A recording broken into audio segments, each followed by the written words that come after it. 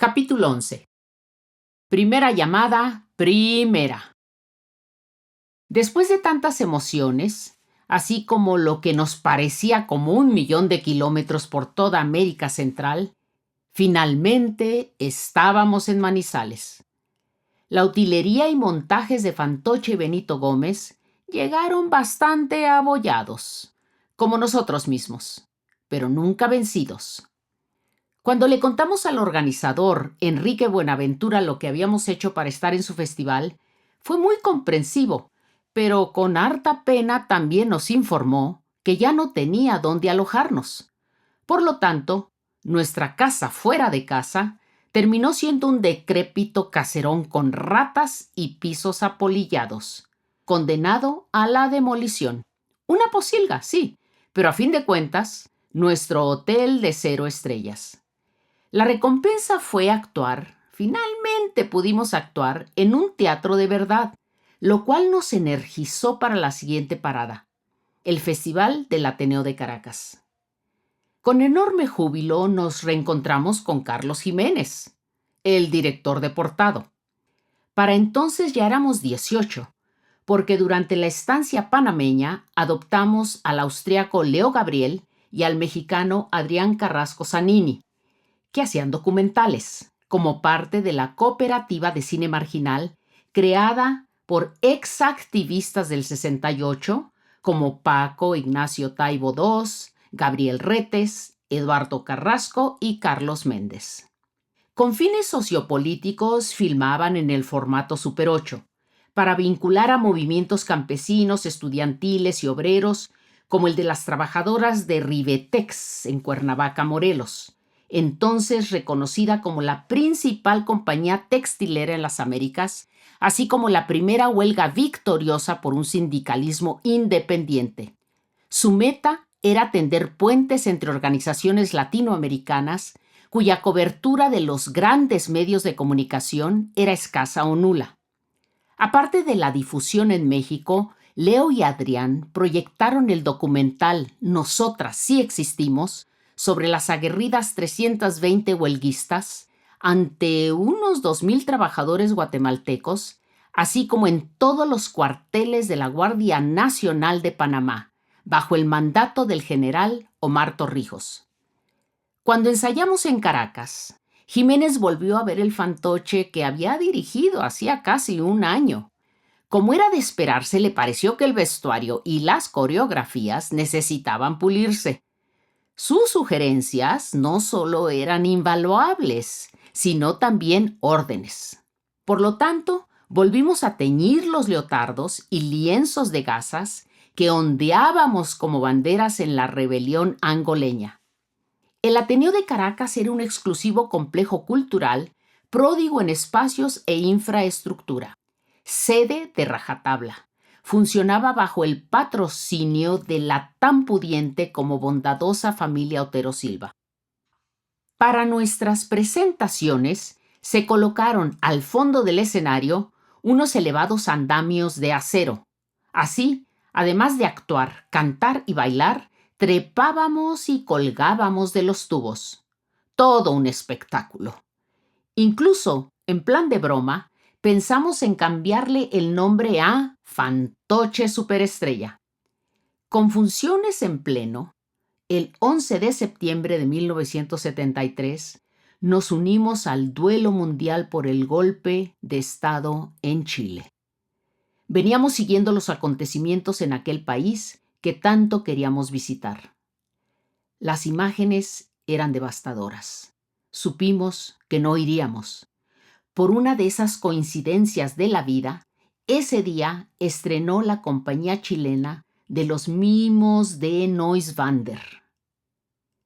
Concluido el compromiso en Caracas, se decidió que era momento de que los cletos, como nos llamaban, regresáramos a México para sumarnos a quienes durante todos esos meses habían estado a cargo de las funciones en el Foro Isabelino. También era necesario organizar el primer encuentro de teatro latinoamericano y el 5º Festival de Teatro Chicano, liderado por el incansable Luis Valdés, cuya inauguración fue en Teotihuacán, en la Pirámide de la Luna, con la participación de 35 grupos chicanos y 17 latinoamericanos. Por más que me hubiera encantado estar en esos momentos cúspide de Cleta, de ninguna manera pensé en retornar. Ya en Sudamérica, ¿cómo iba a dejar de conocer lo que pasaba en otros países? Sabía que ese viaje sería una de las lecciones más formativas de mi vida. Difícilmente volvería a tener esa experiencia. Desde la capital venezolana, la mayoría regresó a México. Solo los músicos Adrián Mateus y Enrique Ballesté, así como Leo Gabriel, Adrián Carrasco y yo, decidimos ir por segunda vez a Colombia, con el nuevo nombre de Grupo Informe y el espectáculo La Otra América. Nuestro primer objetivo era filmar lo que era la organización más grande de campesinos, que luchaban por la reforma agraria, es decir, contra el ancestral acaparamiento de la tierra, la legendaria Asociación Nacional de Usuarios Campesinos, ANUC. En nuestra agotada Ramírez, hicimos más de 24 horas para llegar a Saravena, uno de los 7 municipios del departamento de Arauca, zona de gran importancia por su riqueza en recursos naturales como petróleo y tierras fértiles, pero en manos de grandes empresas y terratenientes que recurrían a cualquier barbaridad para conservar su poderío. Poco a poco fui enamorándome del periodismo. Me hice de una grabadora y mientras mis amigos filmaban, me convertí en autodidacta en el arte de entrevistar y contar historias. Fui aprendiendo a cultivar las palabras generosamente compartidas. Para nuestro primer proyecto, Leo consiguió un financiamiento europeo que nos permitió comprar una Leica para filmar en 16 milímetros.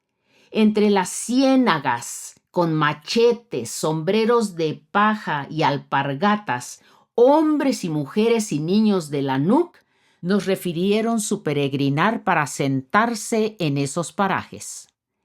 Tan densas eran aquellas parvadas de mosquitos que usamos enormes hojas de palma como abanicos. Así, ahuyentando momentáneamente a los miles de bichos voladores, durante largas y calurosas horas, grabamos intermitentemente y logramos nuestro objetivo. Sin embargo, no solo nos quedamos en los humedales colombianos. Era 1974 y el ambiente político estaba muy caldeado en la región de Popayán. Por lo tanto, pronto pasamos de insectos volando a balas silbando. Lo que nos faltaba en experiencia fílmica lo suplíamos con una ingenua pasión, con la que filmamos una invasión de terrenos, con todo y enfrentamientos entre pistoleros a sueldo y militantes de la organización campesina, que luchaban encarnizadamente por el derecho a un pedazo de tierra. Si no era por las buenas, pues por las malas. Ante la prepotencia y el saqueo, la respuesta era la resistencia. Precisamente, eso fue lo que narramos en el documental Levántate, para cuya edición regresamos a Bogotá. Allí, Carrasco y yo tuvimos problemas de salud. En aquellas llanuras habíamos logrado esquivar los balazos, pero no los mosquitos anófeles. Puesto que no tuvimos el tratamiento adecuado con cloroquina, padecimos episodios de escalofríos, fiebre y desguance total. De hecho, no fue hasta meses después, al retornar a México, que finalmente pudimos expulsar el paludismo. Como si eso no fuera suficiente, en aquellas filmaciones plagadas de bichos, pesqué una enfermedad cuyo origen desconocía. Sentía como si me enterraran un picayelo en la nuca. En una clínica dijeron que era una leve infección y me regalaron allí un jaboncito que de nada sirvió. Al pasar los días, la protuberancia empezó a supurar. Tuve que colocarme una toalla sobre los hombros, como boxeadora. La infección avanzaba. Un día, en una fonda bogotana, se me acercó un señor para preguntar qué me pasaba. Le respondí que lo ignoraba, pero que ya no soportaba el dolor. Quiso saber dónde había estado. Le dije y contestó que sabía exactamente lo que me aquejaba, porque de joven había sido enfermero en el Sarare. Era un nuche, proveniente de la larva de una mosca azulosa. En ese momento recordé que una mañana habíamos visto cómo un campesino extirpaba gusanos del cuello de un perro. ¿Cómo iba a imaginar que a los pocos días yo y el canino seríamos víctimas del mismo flagelo? No sabía si ladrar o llorar. El hombre me dijo que sabía cómo sacarlo, siempre y cuando le tuviera confianza y lo acompañara a su vecindad. Claro que fui. Era un cuarto con una cama y mesita de noche. Me coloqué boca abajo. Sacó un puro del cajón y en vez de inhalar, soplaba la bocanada en la uña del dedo pulgar, que colocaba directamente en el orificio de la región occipital. Por cómo se retorcía el intruso barrenador, era obvio que detestaba el tabaco. Y mientras intentaba seguir penetrando mi cráneo, yo respiraba hondo y apretaba la almohada con manos sudorosas. Cuanto más mareado estaba el invertebrado, el enfermero más exprimía. Finalmente lo expulsé. El gusano medía unos 10 milímetros. ¡Santo remedio! El milagroso enfermero me había salvado la vida, sin cobrarme un centavo por tan sui generis operación. Yo estaba tan aturdida que hasta olvidé preguntarle su nombre. ¡Qué buena periodista resulté ser! Gracias, misericordioso extraño. En esos días, editar el documental de la NUC no era nuestra única actividad. Subíamos y bajábamos las calles empedradas de Bogotá, entrevistando a los participantes de la huelga magisterial más grande en décadas. Tan efervescente era el movimiento que prácticamente había arrodillado al gobierno del presidente Misael Pastrana. Los grupos culturales, como la Compañía La Candelaria, con sede en el barrio homónimo, dirigida por el célebre Santiago García, apoyaban actuando en los mítines. Nuestros cantores, Mateus y Ballesté, no eran la excepción. Una tarde se presentaron en una multitudinaria concentración sin saber que tras los aplausos serían detenidos por agentes del temido Departamento Administrativo de Seguridad, conocido como DAS, por sus siglas. Ante la amenaza de la deportación, recurrimos al embajador mexicano, quien hábilmente negoció su expulsión, no a México, sino a Perú, tal como lo suplicamos. A la vez, solicitamos a las autoridades largos días para llegar a la frontera, explicando que nuestro vehículo era muy lento. Increíblemente, nos concedieron ambas peticiones.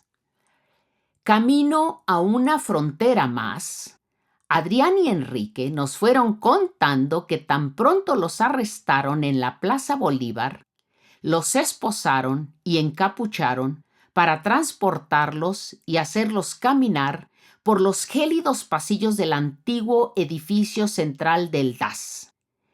Cuando les destaparon el rostro, estaban solos en el escenario de un teatro, frente a un auditorio de agentes igualmente encapuchados, a la Ku Klux Klan. En aquella época, las torturas y desapariciones estaban de moda, pero afortunadamente solo los hicieron gritar sus nombres completos sin jamás permitirles ver la cara de los mirones hundidos en las butacas. Escena kafkiana, por decirlo menos. Mientras nuestro desvencijado auto avanzaba rumbo a Perú, no nos cansamos de darle gracias a la vida.